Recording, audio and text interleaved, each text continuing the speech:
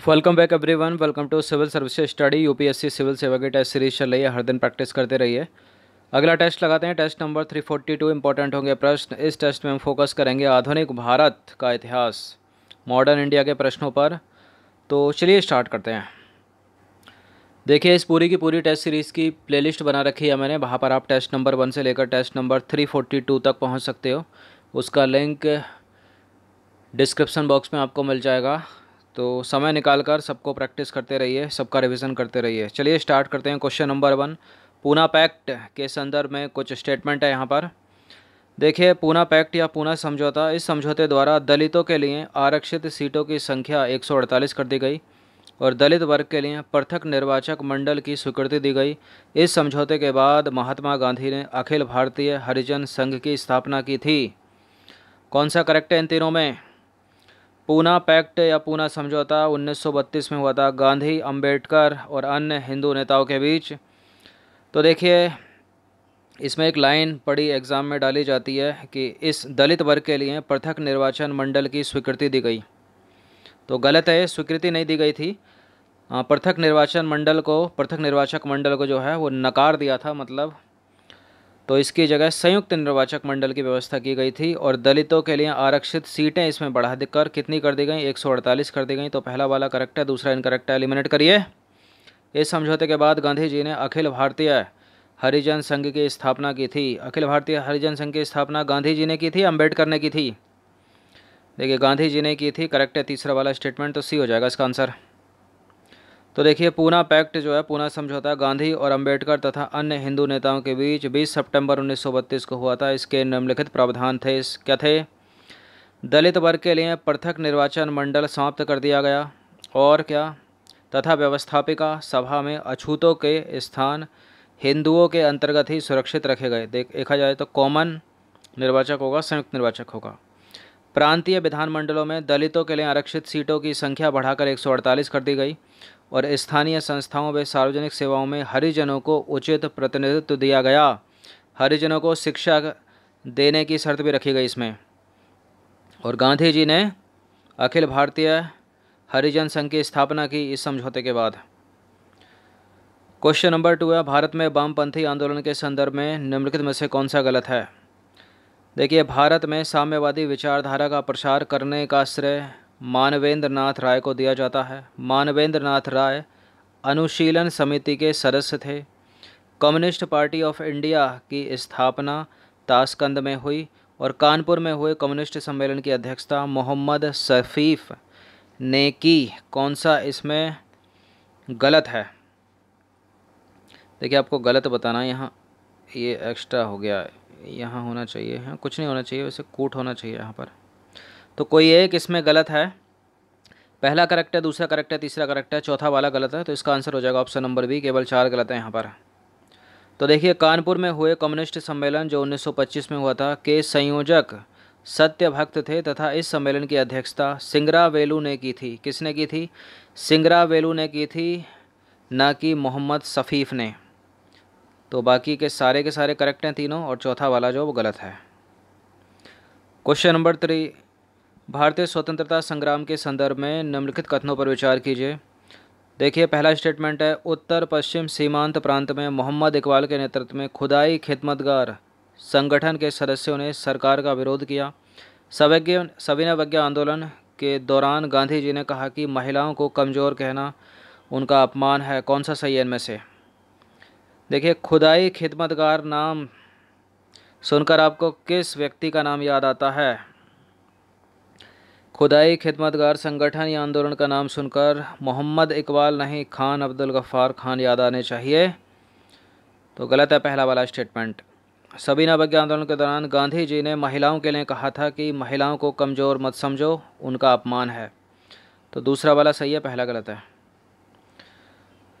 तो देखिए, सविनय अवज्ञा आंदोलन के दौरान उत्तर पश्चिम सीमांत प्रांत में खान अब्दुल गफ्फार खां, जिनको बोलता फ्रंटियर गांधी या सीमांत गांधी के नेतृत्व में खुदाई खिदमतगार संगठन के सदस्यों ने सरकार का विरोध किया।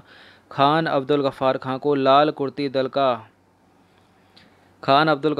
ने लाल कुर्ती दल का गठन किया था, याद रखिएगा। सविनय अवज्ञा आंदोलन ने सविनय अवज्ञा आंदोलन के दौरान गांधी जी ने कहा कि महिलाओं को कमज़ोर कहना उनका अपमान है, यह पुरुषों का महिलाओं के प्रति अन्याय है। क्वेश्चन नंबर 4 है, अब्दुल गफ्फार खां के संदर्भ में निम्नलिखित कथनों पर विचार कीजिए। देखिए, लाल कुर्ती दल ने गफ्फार खां को फ़क़े अफ़गान की उपाधि दी और इन्होंने पख्तून नामक पत्रिका पश्तो भाषा में निकाली। तो लाल कुर्ती से आपको नाम एक व्यक्ति का आना चाहिए याद, खान अब्दुल गफ्फार खान, और खुदाई खिदमतगार संगठन से भी आपको नाम याद आना चाहिए, खान अब्दुल गफ्फार खान। तो करेक्ट है पहला स्टेटमेंट, इन्होंने पख्तून नामक पत्रिका पश्तो भाषा में निकाली। दूसरा भी सही है, तो सी हो जाएगा इसका उत्तर। तो देखिए, लाल कुर्ती दल ने गफ्फार खां को फ़क़े अफ़गान की उपाधि दी थी, इसने सही है पहला। और इन्होंने पश्तो भाषा में पख्तून नामक पत्रिका निकाली जो बाद में 10 रोज़ा नाम से प्रकाशित हुई। क्वेश्चन नंबर 5 है, जियालरंग आंदोलन के संदर्भ में निम्नलिखित कथनों पर विचार कीजिए। देखिए, जियालरंग आंदोलन जो है वो जदो नाग के नेतृत्व में चलाया गया और जदो नाग के बाद इस आंदोलन को रानी गेडिनल्यू ने आगे बढ़ाया। तो इस तरह के प्रश्न भी आ सकते हैं परीक्षाओं में जिनका नाम ही नहीं सुना होगा कभी। तो करेक्ट है फिलहाल दोनों स्टेटमेंट, सी हो जाएगा इसका उत्तर। तो देखिए, उपरोक्त दोनों के दोनों कथन सत्य हैं। नागाओं ने, किसने, नागाओं ने जदो नाग के नेतृत्व में जियालरंग आंदोलन चलाया और जदो नाग के बाद इस आंदोलन को रानी गेडिनल्यू ने आगे बढ़ाया। क्वेश्चन नंबर 6 है, सविनय अवज्ञा आंदोलन के संदर्भ में आपको विचार करना है। 2 स्टेटमेंट है यहाँ पर, बताने की कौन सा सही है। देखिए, सविनय अवज्ञा आंदोलन में व्यावसायिक वर्ग ने महत्वपूर्ण भूमिका निभाई। सविनय अवज्ञा आंदोलन के दौरान रियायतवाड़ी क्षेत्रों में काम रोको तथा जमींदारी क्षेत्रों में चौकीदारी रोको आंदोलन चलाए गए। बिल्कुल करेक्ट है दोनों के दोनों स्टेटमेंट, सी हो जाएगा इसका उत्तर। 1930 का सविनय अवज्ञा आंदोलन। तो देखिए, सविनय अवज्ञा आंदोलन की शुरुआत 1930 में हुई थी। इस आंदोलन में व्यावसायिक वर्ग ने महत्वपूर्ण भूमिका निभाई। जमना लाल बजाज कांग्रेस के सक्रिय सदस्य भी रहे इस आंदोलन के दौरान और जेल भी गए। इस आंदोलन के दौरान रैयतवाड़ी क्षेत्रों में काम रोको आंदोलन और जमींदारी क्षेत्रों में चौकीदारी रोको आंदोलन चलाए गए। क्वेश्चन नंबर 7 है, निम्नलिखित में से किस नेता को सविनय अवज्ञा आंदोलन के दौरान उत्तर पश्चिम सीमांत प्रांत के लोगों ने मलंग बाबा नाम दिया था? मलंग बाबा कहकर संबोधित किया। किसको कहा था मलंग बाबा? जवाहरलाल नेहरू को, लाला लाजपत राय को, महात्मा गांधी को, जयप्रकाश नारायण को? तो लाला लाजपत राय को नहीं कहा था, नेहरू जी को नहीं कहा था, जयप्रकाश नारायण को नहीं कहा था, गांधी जी को संबोधन किया था। तो देखिए, सविनय अवज्ञा आंदोलन जो 1930 में हुआ के दौरान उत्तर पश्चिम सीमांत प्रांत के कबायली लोगों ने गांधी जी को मलंग बाबा नाम से संबोधित किया। पीसीएस के लिए इंपॉर्टेंट हो सकता है प्रश्न। क्वेश्चन नंबर 8 है, गांधी इरविन समझौते की सहमति के बिंदुओं के संदर्भ में निम्नलिखित कथनों पर विचार कीजिए। देखिए, गांधी और इरविन के बीच एक समझौता हुआ था 1931 में। उसमें जो सहमति दी ब्रिटिश सरकार की तरफ से, वायसराय की तरफ से, उन्हीं बिंदुओं में से जो है उन पर विचार करना है उनके संदर्भ में और बताना है कि उनमें से एक गलत है, कोई मतलब कोई ना कोई इनमें से गलत होगा जो सहमति नहीं दी गई थी अंग्रेजी सरकार की ओर से। तो देखिए, हिंसात्मक अपराधियों के अतिरिक्त सभी राजनीतिक कैदियों को छोड़ दिया जाएगा, अपहरण की संपत्ति वापस कर दी जाएगी, समुद्र तट की एक निश्चित सीमा के भीतर नमक तैयार करने की अनुमति दी जाएगी भारतीयों को, और ब्रिटिश सरकार पुलिस जातियों की जांच करेगी। देखिए, इनमें से 3 मांगों को तो मान लिया था इरविन ने। पहली मांग को मान लिया, दूसरी को मान लिया, तीसरी को मान लिया, लेकिन चौथी वाली को नहीं माना था। तो हमको यही ढूंढना है, तो इसका आंसर हो जाएगा ऑप्शन नंबर बी। तो देखिए, गांधी इरविन समझौते में सहमति के बिंदु निम्नलिखित थे। कौन कौन से सहमति जताई गई? हिंसात्मक अपराधियों के अतिरिक्त सभी राजनीतिक कैदियों को छोड़ दिया जाएगा, अपहरण की संपत्ति वापस कर दी जाएगी, सरकारी सेवाओं से त्यागपत्र दे चुके भारतीयों के मसलों पर सहानुभूतिपूर्वक विचार विमर्श किया जाएगा, समुद्र तट की एक निश्चित सीमा के भीतर नमक तैयार करने की अनुमति दी जाएगी, मदिरा, अफीम तथा विदेशी वस्तुओं की दुकानों के सम्मुख शांतिपूर्ण विरोध प्रदर्शन की आज्ञा दी जाएगी। और क्या क्या अनुमति दी गई थी? आपातकालीन अध्यादेश वापस लिए जाएंगे। कांग्रेस इस शर्त द्वारा द्वितीय गोलमेज सम्मेलन में भाग लेगी कि इसमें परिसंघ, भारतीय उत्तरदायित्व जैसे अपरिहार्य मुद्दों पर विचार किया जाएगा।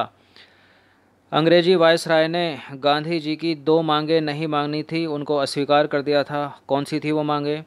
पुलिस जातियों की जांच कराई जाए, ये नहीं माने अंग्रेज इस बात को लेकर, और महात्मा भगत सिंह व उनके सहयोगियों की सज़ा माफ़ कर दी जाए, इस बात को भी नकार दिया अंग्रेज़ों ने। तो गांधी जी ने रखी थे दोनों पॉइंट, लेकिन वायसराय नहीं माना इनको लेकर। क्वेश्चन नंबर 9 है, द्वितीय गोलमेज सम्मेलन में लिए गए निर्णयों के संदर्भ में निम्नलिखित कथनों पर विचार कीजिए। देखिए 3 गोलमेज सम्मेलन हुए, 1930, 1931 और 1932। तो द्वितीय गोलमेज सम्मेलन कब हुआ? 1932 में, सेकेंड राउंड टेबल कॉन्फ्रेंस। तो देखिए इस सम्मेलन में मुसलमानों, ईसाइयों तथा आंग्ल भारतीयों तथा दलितों ने पृथक प्रतिनिधित्व की मांग की। इस सम्मेलन में भारतीय सलाहकारी परिषद की स्थापना का प्रावधान किया गया। द्वितीय गोलमेज सम्मेलन रैमजे मैकडोनाल्ड की घोषणा के साथ संपन्न हुआ। बिल्कुल करेक्ट हैं तीनों के तीनों स्टेटमेंट। इसका आंसर हो जाएगा ऑप्शन नंबर डी, 1 2 3। तो देखिए द्वितीय गोलमेज सम्मेलन 7 सितंबर 1931 को शुरू हुआ। इसमें मुसलमानों ने, ईसाइयों ने, आंग्ल भारतीयों ने तथा दलितों ने पृथक प्रतिनिधित्व की मांग की। द्वितीय गोलमेज सम्मेलन रैमजे मैकडोनाल्ड की घोषणा के साथ संपन्न हुआ, जिसके निम्नलिखित बिंदु थे। कौन कौन से? 2 मुस्लिम प्रांतों, उत्तर पश्चिमी सीमांत प्रांत एवं सिंध का गठन किया जाएगा। भारतीय सलाहकारी परिषद की स्थापना की जाएगी। 3 विशेषज्ञ समितियां, वित्त समिति, मताधिकार एवं राज्यों से संबंधित समितियों का गठन किया जाएगा। यदि भारतीयों में सहमति नहीं हो सकती तो सर्वसम्मत सांप्रदायिक निर्णय की घोषणा की जाएगी। अब है 10वां प्रश्न, यदि सविनय अवज्ञा आंदोलन और असहयोग आंदोलन की तुलना की जाए तो इस संदर्भ में निम्नलिखित में से कौन सा एक गलत होगा? 4 में से एक गलत है कोई। देखिए सविनय अवज्ञा आंदोलन का लक्ष्य पूर्ण स्वतंत्रता था, जबकि असहयोग आंदोलन का लक्ष्य स्वराज्य था। सविनय अवज्ञा आंदोलन कब का? 1930 का। और असहयोग आंदोलन कब का? 1920-21। अब देखिए सविनय अवज्ञा आंदोलन में असहयोग आंदोलन के मुकाबले मुस्लिमों की भागीदारी बढ़ी। पहला करेक्ट है, दूसरा वाला गलत है। तो आंसर तो मिल गया, फिर भी पढ़ लेते हैं। सविनय अवज्ञा आंदोलन में किसानों तथा व्यावसायिक वर्ग की भागीदारी असहयोग आंदोलन की अपेक्षा अधिक रही। करेक्ट है ये भी। सविनय अवज्ञा आंदोलन में असहयोग आंदोलन की तुलना में बुद्धिजीवी वर्ग की भागीदारी अपेक्षाकृत कम रही, ये भी सही है। तो बी गलत है यहाँ पर। तो देखिए सविनय अवज्ञा आंदोलन में असहयोग आंदोलन के मुकाबले मुस्लिमों की भागीदारी में गिरावट आई, इसलिए बी गलत है, बाकी सारे के सारे करेक्ट हैं। तो यहाँ जो लिखा है ना, सविनय अवज्ञा आंदोलन में असहयोग आंदोलन के मुकाबले मुस्लिमों की भागीदारी बढ़ी थी, तो बढ़ी नहीं थी, कम हो गई थी। तो 10 प्रश्न थे, इंपॉर्टेंट थे, अच्छे से इसका रिवीजन कर लीजिएगा 1 से 2 बार। मॉडर्न इंडिया के प्रश्न। धन्यवाद।